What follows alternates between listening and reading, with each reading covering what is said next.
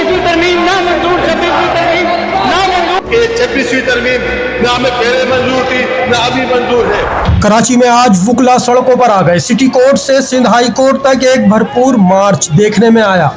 City court से Sindh high court तक वुकला की बड़ी तादाद ने पैदल मार्च किया। ये मार्च 27वीं आईनी तरमीम के खिलाफ था।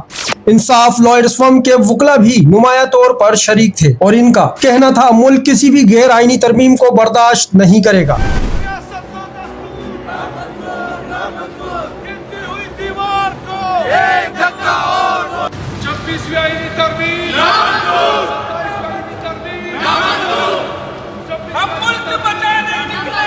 मुतालबा ये किया जा रहा है 27वीं तरमीम फौरी वापस ली जाए और इमरान खान को रिहा किया जाए, क्योंकि इनके बगैर आइन अपनी असल शक्ल में बहाल नहीं हो सकता। क्या ये कन्वेंशन किसी बड़े पेश खेमे का इशारा है? कमेंट में जरूर बताएं।